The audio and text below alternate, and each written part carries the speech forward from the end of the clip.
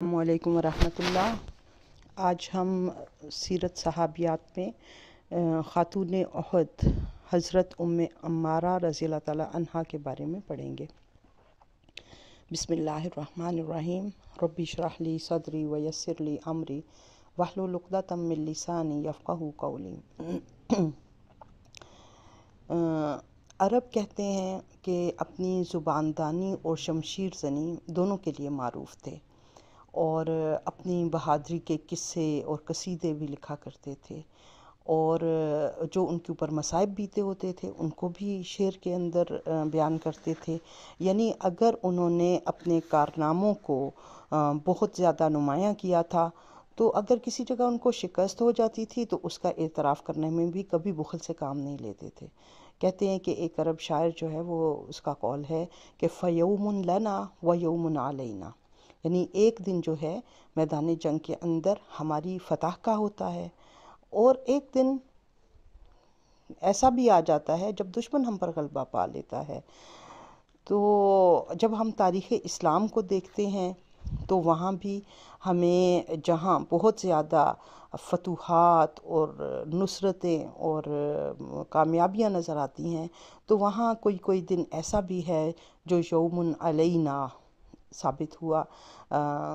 یعنی اگر غزوہ بدر کے اندر مٹھی بھر مسلمان 1000 کے لشکر پر جو کہ اسلحہ اور سر و سامان سے لیس تھا، اور اس کے مقابلے کے اندر وہ 313 مسلمان اس طرح جم کر اللہ تعالیٰ کی مدد اور بھروسے کے اوپر لڑتے ہیں کہ اتنا بڑا دشمن جو ہے وہ دم دبا کر بھاگنے پر مجبور ہو جاتا ہے۔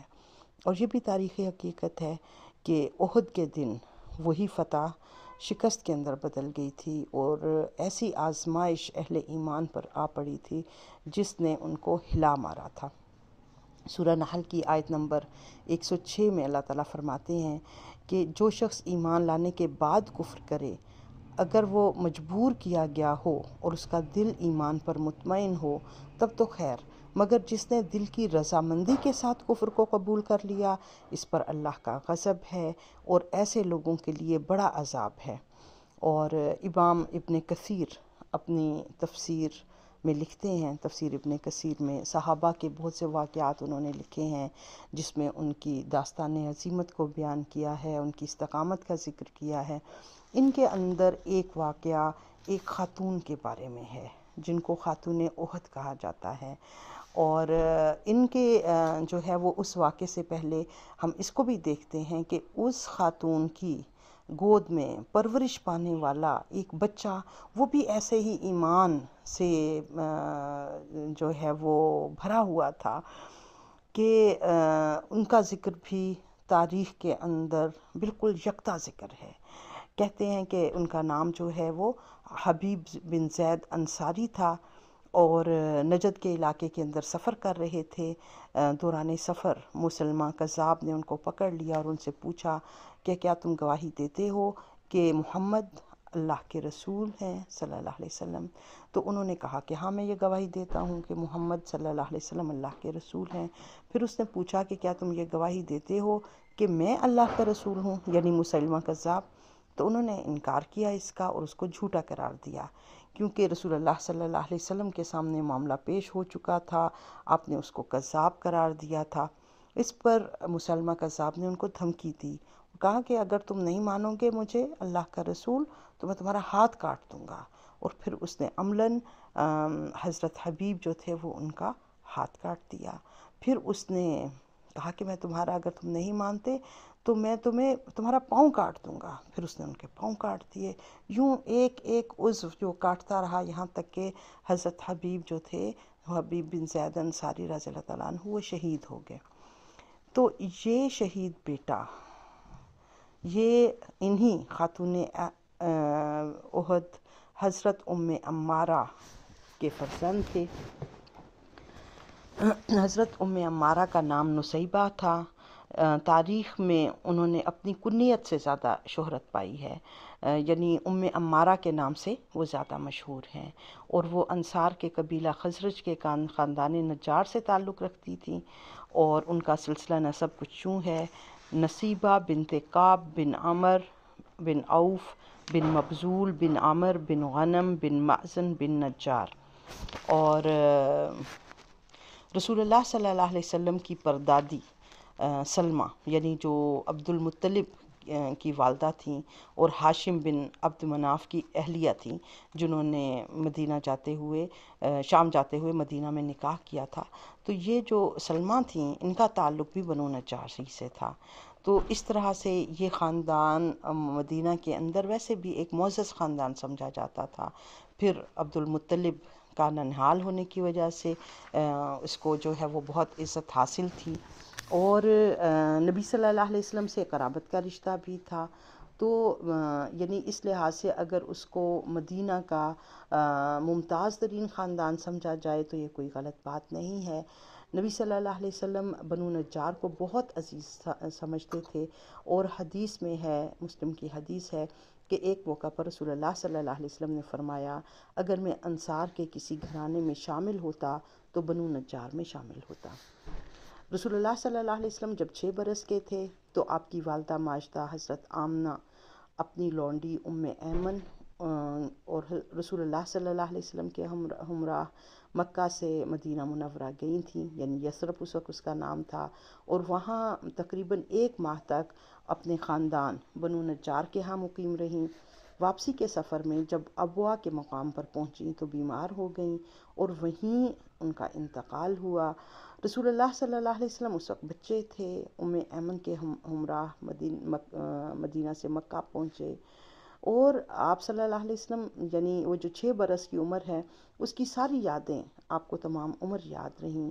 سالہ سال بعد ایک دفعہ آپ بنو نجار کے محلے سے گزرے تو ایک مکان کی طرف اشارہ کر کے فرمایا یہی وہ مکان ہے جہاں میں اپنی والدہ کے ہمراہ ٹھہرا تھا۔ پھر آپ نے ایک تالاب اور ایک میدان کی طرف اشارہ کر کے فرمایا یہی وہ تالاب ہے جس میں میں نے تیرنا سیکھا تھا، اور یہی وہاں ایک میدان ہے جہاں ایک لڑکی انیسہ کے ساتھ میں کھیلا کرتا تھا۔ ہجرت کے بعد حضور صلی اللہ علیہ وسلم جب قباء سے مدینہ تشریف لائے تو آپ کی میزبانی کا شرف حضرت ابو ایوب انصاری کو حاصل ہوا جو بنو نجار ہی کے رئیس تھے، اور رسول اللہ صلی اللہ علیہ وسلم کے نزول اجلال کے وقت یوں تو انصار کا ہر بچہ خوش تھا، اور جیسے بچیاں جو تھیں وہ ترانے گا رہی تھیں، لیکن بنو نجار کا جو جوش و خروش تھا اور ان کی خوشی اور ان کی مسرت انتہا کو پہنچی ہوئی تھی۔ یہ بنو نجار ہی کی بچیاں تھیں جو دف بجا کر گیت گا رہی تھی کہ نحن جوار من بنی نجار یا حبذا محمد من جاری، ہم بنو نجار کی لڑکیاں ہیں، محمد کیا ہی اچھے ہمسایہ ہیں۔ حضور صلی اللہ علیہ وسلم ان بچیوں کے پاس سے گزرے تو مسکرا کر ان سے فرمایا بچیوں کیا تم مجھ سے الفت رکھتی ہو؟ سب نے مل کر جواب دیا ہاں یا رسول اللہ۔ آپ صلی اللہ علیہ وسلم نے فرمایا تم بھی مجھے بہت عزیز ہو۔ اسی طرح بیعت عقبہ ثانیہ کے بعد رسول اللہ صلی اللہ علیہ وسلم کے ارشاد کے مطابق اہل مدینہ نے دینی امور کی حفاظت کے لیے اپنے 12 نقیب منتخب کیے تھے۔ ان میں حضرت اسد بن زرارہ بنو نجار کے نقیب تھے، اور ہجرت کے تھوڑے ہی عرصے بعد حضرت اسد نے وفات پائی تو بنو نجار کے لوگ حضور صلی اللہ علیہ وسلم کی خدمت میں حاضر ہوئے اور عرض کیا یا رسول اللہ اسد کی جگہ اب ہم کس کو بنو نجار کا نقیب مقرر فرمائیں؟ آپ نے فرمایا تم لوگ میرے ماموں ہو، اس لیے اب بنو نجار کا نقیب میں خود ہوں۔ حضور صلی اللہ علیہ وسلم کا ارشاد سن کر بنو نجار کی مسرت کا کوئی ٹھکانہ نہیں رہا۔ فی الحقیقت یہ عظیم سعادت تھی جو بنو نجار کو حاصل ہوئی، اور وہ حقیقی معنوں میں انصار کا بہترین خاندان بن گیا۔ حضرت ام عمارہ رضی اللہ تعالیٰ عنہا کا تعلق اسی عظیم خاندان سے تھا۔ ظاہر ہے ایسے خاندان سے تعلق بھی بہت بڑا شرف ہے، لیکن حضرت ام عمارہ کا حقیقی سرمایہ افتخار کچھ اور تھا۔ وہ تھا وہ دین حق، وہ اسلام جس کے لیے سر وقف رہنے کا جذبہ انہوں نے رسول اللہ صلی اللہ علیہ وسلم سے والہانہ محبت اور عقیدت جس کو انہوں نے اپنی جان اور مال اور اولاد اور ہر شے سے بالکل بے نیاز کر دیا تھا۔ اسی عقیدت اور جذبہ اخلاق نے ان کو اتنا بلند مرتبہ عطا کیا کہ بڑے بڑے صحابہ کرام ان پر فخر کیا کرتے تھے۔ حضرت عمارہ کا پہلا نکاح زید بن عاصم سے ہوا جو ان کے چچا زاد بھائی تھے۔ زید سے ان کے 2 بچے ہوئے، عبداللہ اور حبیب، یعنی یہی ایک حبیب ہیں جو کہ شہید ہوئے ہیں مسلمہ کذاب کے مظالم سے۔ ان دونوں بھائیوں نے شرف صحابیت حاصل کیا اور تاریخ میں بڑی شہرت پائی۔ زید کی وفات کے بعد عمارہ عربہ بن عمر کے عقد نکاح میں آئیں اور ان سے 2 بچے تمیم اور خولہ پیدا ہوئے۔ حضرت عمارہ کا شمار انصار کے سابقین الاولین میں ہوتا ہے اور وہ اس زمانے میں اپنے سارے خاندان سمیت مشرف اسلام ہوئیں جب بیعت عقبہ اولیٰ کے بعد حضرت مصعب بن عمیر رضی اللہ تعالیٰ عنہ کو رسول اللہ صلی اللہ علیہ وسلم نے یثرب میں اسلام کی تبلیغ کے لیے بھیجا تھا۔ قبول اسلام کے بعد نبوت کے 13ویں سال میں وہ ان 75 نفوس میں شامل ہوئی تھیں، یعنی یہ شرف بھی ان کو حاصل ہے جنہوں نے بیعت عقبہ کبیرہ یا بیعت عقبہ ثانیہ میں رسول اللہ صلی اللہ علیہ وسلم سے بیعت کی تھی اور یہ عہد کیا تھا کہ آپ صلی اللہ علیہ وسلم یثرب تشریف لائیں تو وہ اپنی جانوں اور مالوں اور اولاد کے ساتھ آپ کی تائید اور نصرت کریں گے۔ حافظ ابن حجر کا بیان ہے کہ ان کے شوہر عربہ بن عمر بھی بیعت عقبہ ثانیہ میں شریک تھے، لیکن سیرت کی اکثر کتابوں میں بیعت عقبہ ثانیہ کے شرکاء میں ان کا نام نہیں ملتا۔ عمارہ رضی اللہ تعالیٰ عنہ کے اس بیعت میں شریک ہونے پر سب کا اتفاق ہے۔ ہجرت نبوی کا 3 سال تھا جب مسلمانوں کو معرکہ احد پیش آیا۔ حضرت عمارہ بھی اس میں شریک ہوئیں اور ایسی شجاعت، جانبازی اور عزم و ثبات کا مظاہرہ کیا کہ تاریخ میں خاتون احد کے نام سے مشہور ہوئیں۔ طبقات ابن سعد کی روایت کے مطابق ان کے شوہر اور دونوں بڑے فرزند عبداللہ اور حبیب بھی غزوہ احد میں ان کے ساتھ شریک تھے۔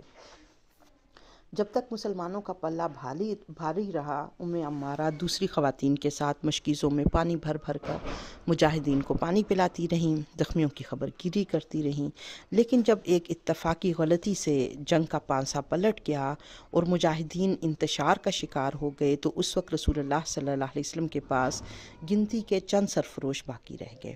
حضرت عمارہ نے یہ کیفیت دیکھی تو انہوں نے مشکیزہ پھینک کر تلوار اور ڈھال سنبھال لی اور حضور کے قریب پہنچ کر کفار کے سامنے سینہ سپر ہو گئیں۔ کفار بار بار یورش کر کے حضور کی طرف بڑھتے اور عمارہ انہیں دوسرے ثابت قدم مجاہدین کے ساتھ مل کر تیر اور تلوار سے روک دیں۔ یہ بڑا نازک وقت تھا، بڑے بڑے بہادروں کے قدم لڑکھڑا گئے تھے، لیکن یہ شیر دل خاتون کوہ استقامت بن کر میدان جنگ میں ڈٹی ہوئی تھی۔ اتنے میں ایک مشرک نے ان کے سر پر اپنی تلوار کا وار کیا۔ عمارہ نے اسے اپنی ڈھال پر روکا اور پھر گھوڑے کے پاؤں پر تلوار کا ایسا بھرپور وار کیا کہ گھوڑا اور سوار دونوں زمین پر آ رہے۔ سرور عالم صلی اللہ علیہ وسلم یہ ماجرا دیکھ رہے تھے۔ آپ نے عمارہ کے بیٹے عبداللہ کو پکار کر فرمایا، عبداللہ اپنی ماں کی مدد کر۔ وہ ادھر فوراً لپکے اور تلوار کے ایک ہی وار سے اس مشرک کو جہنم واصل کر دیا۔ اس وقت ایک دوسرا مشرک تیزی سے آیا اور حضرت عبداللہ کا بایاں بازو زخمی کرتا ہوا نکل گیا۔ حضرت عمارہ نے اپنے ہاتھ سے عبداللہ کا زخم باندھا، پھر فرمایا، بیٹے جاؤ اور جب تک دم میں دم ہے لڑو۔ حضور صلی اللہ علیہ وسلم نے ان کا جذبہ جانثاری دیکھ کر فرمایا، من یطیق ما تطیق یا عمارہ، اے عمارہ جتنی طاقت تجھ میں ہے کسی اور میں کہاں ہوگی۔ اسی اثناء میں وہی مشرک جس نے عبداللہ کو زخمی کیا تھا پلٹ کر پھر حملہ آور ہوا۔ حضور نے عمارہ سے فرمایا، عمارہ سنبھلنا، یہ وہی بدبخت ہے جس نے عبداللہ کو زخمی کیا تھا۔ عمارہ جوش غضب میں اس کی طرف جھپٹی اور تلوار کا ایسا کاری وار کیا کہ وہ 2 ٹکڑے ہو کر نیچے گر پڑا۔ سرور عالم یہ دیکھ کر مسکرا اٹھے اور فرمایا، عمارہ تو نے اپنے بیٹے کا بدلہ خوب لیا۔ اسی جنگ کے دوران ایک بدبخت نے دور سے حضور صلی اللہ علیہ وسلم پر پتھر پھینکا، جس سے آپ کے دندان مبارک شہید ہو گئے۔ شمع رسالت کے پروانے مضطرب ہو کر ادھر متوجہ ہوئے تو ابن کمیہ نامی ایک کافر دراتا ہوا حضور کے قریب پہنچ گیا اور تلوار کا ایک بھرپور وار کیا۔ حضور خود پہنے ہوئے تھے، ابن کمیہ کی تلوار خود پر پڑی، اس کی 2 کڑیاں رخسار مبارک میں گھب گئیں اور خون کی دھاریں پھوٹ نکلیں۔ یہ سب کچھ چشم زدن میں ہو گیا۔ عمارہ بےتاب ہو گئیں اور آگے بڑھ کر ابن کمیہ کو روکا۔ یہ شخص قریش کا نامور شہ سوار تھا، لیکن شیر دل عمارہ مطلق ہراسانہ ہوئی اور اس پر نہایت جرأت کے ساتھ حملہ کیا، اور وہ دوہری زرہ پہنے ہوئے تھا، اس لیے عمارہ کی تلوار اچٹ گئی اور ابن کمیہ کو جوابی وار کرنے کا موقع مل گیا۔ اس سے ان کے کندھے پر شدید زخم آیا، لیکن ابن کمیہ کو بھی وہاں ٹھہرنے کی جرأت نہ ہوئی۔ وہ تیزی سے گھوڑا دوڑا کر بھاگ گیا۔ حضرت عمارہ کے زخم سے خون کا پرنالہ بہہ رہا تھا۔ حضور صلی اللہ علیہ وسلم نے ان کے زخم پر خود پٹی بندھوائی اور کئی بہادر صحابہ کا نام لے کر فرمایا، واللہ آج عمارہ نے ان سب سے بڑھ کر بہادری دکھائی ہے۔ عمارہ نے عرض کیا، یا رسول اللہ، میرے ماں باپ آپ پر قربان، میرے لیے دعا فرمائیے کہ جنت میں بھی آپ کی معیت نصیب ہو۔ حضور صلی اللہ علیہ وسلم نے نہایت خشوع و خضوع سے ان کے لیے یہ دعا مانگی اور بآواز بلند فرمایا، اللہم اجعلہم رفقائی فی الجنہ۔ حضرت عمارہ کو بہت خوشی ہوئی اور ان کی زبان پر بے اختیار یہ الفاظ جاری ہو گئے، ما ابالی ما اصابنی من الدنیا۔ اب مجھے دنیا کی کسی اور مصیبت کی پرواہ نہیں، رسول اللہ صلی اللہ علیہ وسلم کا ساتھ ملے گا، اس سے بڑھ کر مجھے اور کیا چاہیے۔ لڑائی ختم ہوئی تو حضور صلی اللہ علیہ وسلم اس وقت تک گھر تشریف نہ لے گئے جب تک کہ حضرت عبداللہ بن کعب مازنی کو بھیج کر عمارہ کی خیریت نہ دریافت کی۔ حضور صلی اللہ علیہ وسلم فرمایا کرتے تھے، احد کے دن میں دائیں بائیں جدھر نگاہ ڈالتا عمارہ لڑتی نظر آتی تھی۔ ایک روایت میں ہے کہ غزوہ احد میں حضرت عمارہ کے جسم پر 12 زخم لگے تھے۔ علامہ ابن سعد کا بیان ہے کہ غزوہ احد کے بعد انہوں نے بیعت رضوان، جنگ خیبر، عمرۃ القضاء اور غزوہ حنین میں بھی شرکت کی ہے۔ ایک دوسری روایت کے مطابق انہیں فتح مکہ کے موقع پر بھی رسول اللہ صلی اللہ علیہ وسلم کی ہم رکابی کا شرف حاصل ہوا ہے۔ 11 ہجری میں رسول اللہ صلی اللہ علیہ وسلم نے رحلت فرمائی اور حضرت ابو بکر صدیق سریرائے خلافت ہوئے تو دفعتاً سارے عرب میں فتنہ ارتداد کے شعلے بھڑک اٹھے اور مرتدین کی سرکوبی کے لیے جو مارکے پیش آئے، ان میں سب سے شدید مارکہ مسیلمہ کذاب کا تھا۔ یعنی یہ شخص جو ہے یمامہ کے علاقے نجد کے قبیلہ بنو حنیفہ کا سردار تھا۔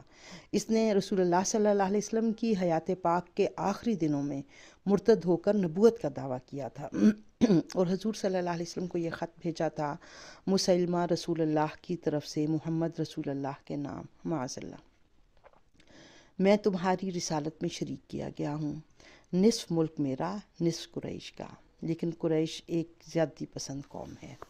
حضور صلی اللہ علیہ وسلم نے اس خط کا جو جواب بھیجا اس کا مضمون یہ تھا، بسم اللہ الرحمن الرحیم، محمد رسول اللہ کا خط مسیلمہ کذاب کے نام۔ جو شخص ہدایت کی پیروی کرے اس پر سلام ہو، اس کے بعد تجھے معلوم ہو کہ ملک اللہ کا ہے اور وہ اپنے بندوں میں سے جسے چاہے اس کا وارث بنا دے، اور آخرت کی بہتری پرہیزگاروں کے لیے ہے۔ اس مکتوب مبارک کے بھیجنے کے کچھ عرصہ بعد رسول اللہ صلی اللہ علیہ وسلم نے رحلت فرمائی۔ اب مسلمہ کذاب کھل گیا اور اس نے اپنی شعبدہ بازیوں اور ستمرانیوں کے بل پر لوگوں کو زبردستی اپنا پیرو بنانا شروع کر دیا۔ تھوڑی ہی مدت میں 40,000 سے زیادہ جنگجو اس کے جھنڈے کے نیچے جمع ہو گئے۔ جو شخص اس کی نبوت کا انکار کرتا وہ اس پر سخت ظلم کرتا۔ اسی زمانے میں ایک دن حضرت عمارہ کے فرزند حبیب بن زید عمان سے مدینہ آ رہے تھے کہ راستے میں اس ظالم کے ہاتھ پڑ گئے۔ اس نے ان سے پوچھا، محمد کے بارے میں تمہارا کیا خیال ہے؟ انہوں نے کہا کہ وہ اللہ کے سچے رسول ہے۔ مسلمہ بولا، نہیں، یہ کہو مسلمہ اللہ کا سچا رسول ہے۔ حضرت حبیب نے اس کی یہ بات نہایت حقارت سے ٹھکرا دی اور مسلمہ غضبناک ہو گیا اور اس نے اپنی تلوار کے وار سے ان کا ایک ہاتھ شہید کر ڈالا اور ان سے کہا، اب میری بات مانو گے یا نہیں؟ حضرت حبیب رضی اللہ تعالیٰ عنہ نے جواب دیا، ہرگز نہیں۔ مسلمہ نے اب ان کا دوسرا ہاتھ بھی شہید کر دیا، پھر بولا، اب بھی میری رسالت کو تسلیم کر لو تو تمہاری جان بچ سکتی ہے۔ اس عاشق رسول نے عمارہ جیسی ماں کا دودھ پیا تھا۔ بولے، ہرگز نہیں، ہرگز نہیں، اشہد ان محمد رسول اللہ۔ اب مسلمہ فرط غضب سے دیوانہ ہو گیا اور اس نے ایک ایک بند کاٹنا شروع کیا اور ظالم راہ حق میں ان کا رقص بسمل دیکھ کر کہکہے لگاتا رہا۔ حضرت حبیب ٹکڑے ٹکڑے ہو گئے، لیکن راہ تسلیم و رضا سے قدم نہ ہٹایا۔ حضرت عمارہ نے اپنے مجاہد فرزند کی مظلومانہ شہادت کی خبر سنی تو اس کی ثابت قدمی پر اللہ کا شکر ادا کیا، لیکن یہ عہد کر لیا کہ مسلمہ سے اس ظلم کا بدلہ لے کر رہیں گی۔ اس واقعے کو کچھ عرصہ بعد جب حضرت ابو بکر صدیق نے حضرت خالد بن ولید کی سرکردگی کے اندر مسلمہ کی سرکوبی کے لیے لشکر بھیجا تو حضرت عمارہ بھی خالد بن ولید کے لشکر میں شامل ہو گئیں۔ مسلمہ نے بھی مقابلہ کی زبردست تیاری کی۔ اس نے بنو حنیفہ اور اپنے دوسرے حامیوں کی قبائلی عصبیت کو خوب بھڑکایا اور 40,000 جنگجوؤں کو حضرت خالد کے مقابلے پر لا کھڑا کیا۔ دونوں طرف فوجوں کے درمیان گھمسان کا رن پڑا۔ مسلمانوں اور مرتدین کی تعداد 1 اور 4 کی نسبت تھی، یعنی مسلمان 10,000 تھے اور کفار 40,000۔ لیکن مجاہدین اسلام دین حق کی خاطر اس پامردی سے لڑے کہ مسلمہ کی فوج کا منہ پھیر دیا۔ اب مسلمہ کے بیٹے شرحبیل نے اپنے قبیلے سے مخاطب ہو کر کہا، اے بنو حنیفہ، اپنی جان ہتھیلی پر رکھ کر مسلمانوں کا مقابلہ کرو۔ آج قومی غیرت و حمیت کا دن ہے۔ اگر تم نے شکست کھائی تو تمہارے اہل و عیال پر مسلمان قبضہ کر لیں گے، اس لیے اپنے ننگ و ناموس کی حفاظت کے لیے کٹ مرو۔ شرحبیل کی اس تقریر نے بجلی کا کام کیا اور بنو حنیفہ اس شدت سے لڑے کہ مسلمانوں کو پیچھے دھکیل دیا۔ مسلمانوں کو اب تک ایسی سخت لڑائی کا سامنا نہیں کرنا پڑا تھا۔ اب خالد نے مسلمانوں کے تمام قبائل کو الگ الگ کر دیا اور اعلان کیا کہ ہر قبیلہ اپنے علم کے نیچے لڑے تاکہ پتہ چل جائے کہ آج کون راہ حق میں ثابت قدمی دکھاتا ہے۔ اس تدبیر کا خاطر خواہ اثر ہوا۔ ہر قبیلے نے شجاعت اور استقامت میں ایک دوسرے پر سبقت لے جانے کی کوشش کی اور ایسی جاں بازی سے لڑے کہ مسلمہ کی فوج اپنے متواتر اور مسلسل خوفناک حملوں کے باوجود ان کو پیچھے نہ دھکیل سکی۔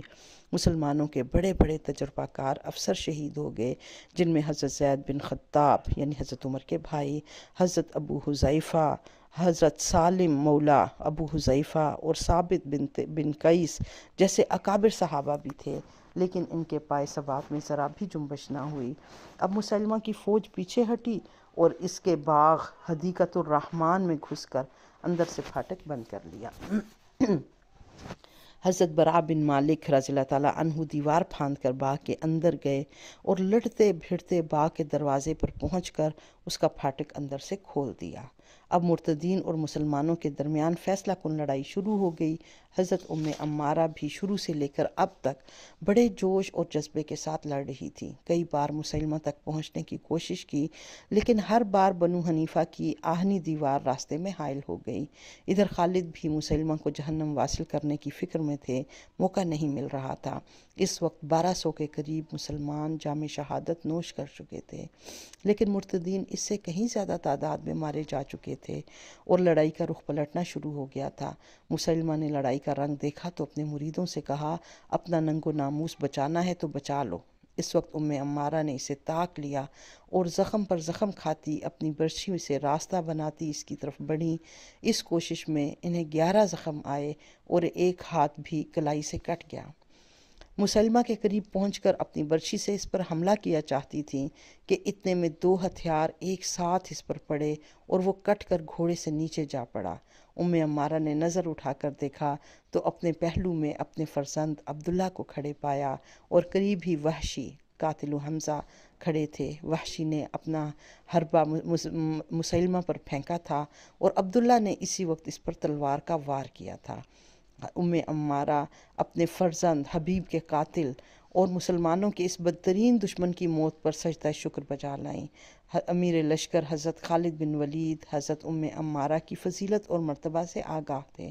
انہوں نے بڑی تندہی سے ان کا علاج کروایا۔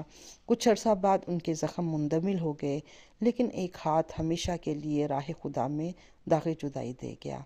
جب کبھی اس واقعہ کا ذکر ہوتا تو حضرت عمارہ حضرت خالد بن ولید رضی اللہ عنہ کی بہت تعریف کرتیں اور فرماتیں خالد نے بڑی خمخاری سے میرا علاج کرایا، وہ بڑے ہمدرد اور نیک سرشت ہیں۔ حضرت عمارہ کے سال رحلت کے بارے میں تمام تاریخیں خاموش ہیں، البتہ بعض روایتوں سے معلوم ہوتا ہے کہ وہ حضرت عمر فاروق کے عہد خلافت میں موجود تھیں اور اسی زمانے میں انہوں نے وفات پائی۔ بلکہ ایک واقعہ بھی حضرت عمر سے منسوب ہے۔ کہتے ہیں کہ ایک دفعہ حضرت عمر کے پاس غنیمت کا مال آیا، اور وہ جو غنیمت کا مال تھا وہ ایک قیمتی چادر اس کے اندر تھی، اور یہ ایران کی فتح کے بعد جو ہے یہ پہنچا تھا حضرت عمر تک۔ اور مدینہ میں جب یہ پہنچا تو ہو سکتا ہے کہ یہ جو قیمتی چادر اس مال غنیمت کے اندر تھی وہ کسریٰ ایران کی ملکہ کی چادر ہو۔ حضرت عمر نے صحابہ سے مشورہ کیا کہ یہ چادر کس کو دی جائے، تو کچھ لوگوں نے کہا کہ اپنی بیوی کلثوم بنت علی رضی اللہ عنہ کو دے دیں، جبکہ باقی جو ان کے ساتھی تھے انہوں نے مشورہ دیا کہ اپنی بہو عبداللہ بن عمر کی بیوی کو دے دیں، یعنی عبداللہ بن عمر کو بھی ان کے بیٹے کے حوالے سے نہیں بلکہ ان کا جو دینی مقام تھا اس کے حوالے سے انہوں نے کہا کہ ان کی بیگم کو دے دیں۔ امیر المومنین نے فرمایا ان دونوں میں سے کوئی اس کی مستحق نہیں، میں یہ چادر اس کو دوں گا جو اس کا استحقاق رکھتی ہے۔